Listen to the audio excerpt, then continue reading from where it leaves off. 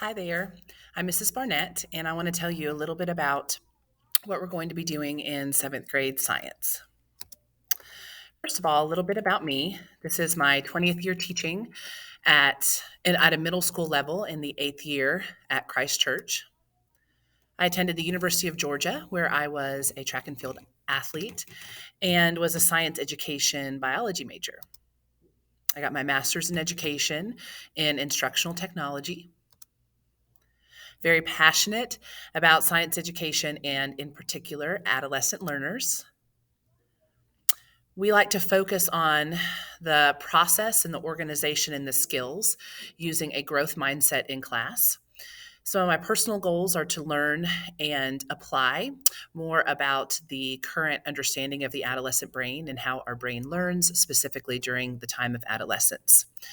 And I've taught at some previous private schools, a little bit of public school, but obviously here at Christ Church now. This is my husband and I. We have 6 children. 2 of my oldest children attend Christ Church. My oldest is Rhodey, he's in 8th grade, and then Anna Kate is in 6th grade. Then we have 4 others that are either not yet in school or go to a different school. 7th grade science, this is a life science class. The major units that we follow are scientific inquiry, living things, cells, genetics, human body, and ecology. We do not have a textbook in class. Instead, over the years, what I've developed are these student packets that you can see here. This is the first one that they have. So their information comes entirely from the curriculum I've developed for them over the course of the years. And they get these. These are also on Schoology at the start of each unit. And this helps with them staying organized. It reduces the need to have to pass out papers multiple times. We do have a textbook. It's a class set. They will use them every so often. If you're interested in the syllabus that I follow, that is posted on Schoology. And we have a typical grading scale of a daily, major, minor, and exam category. So some of the fun things we do in science class, because it's all about fun. So one of the first things is called gizmos.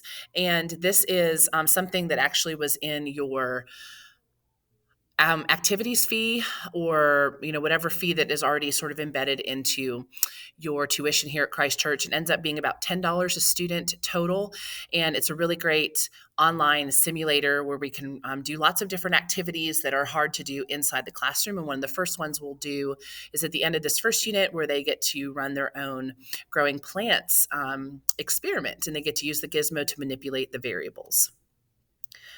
Hopefully, we'll get to do edible cells this year, or at least make some sort of model of the cell. They can choose if they want to do an edible cell, or they can do something else that isn't, based on food, but that's always a fun one. We like to make things, obviously, in this class to help us understand, like the mitosis stages, creating different models to help us understand the unique structure of DNA.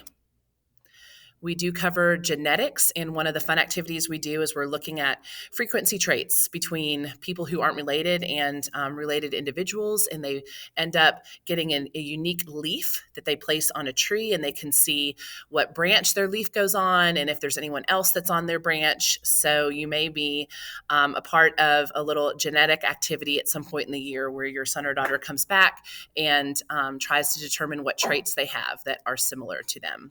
This is the microorganism lab, where we will culture different areas of the school or on their personal things, and they will be growing different kinds of microorganisms to see if they'll actually be able to grow and see the presence of those colonies. And then we study the human body, and we'll be studying most of the major systems of the human body.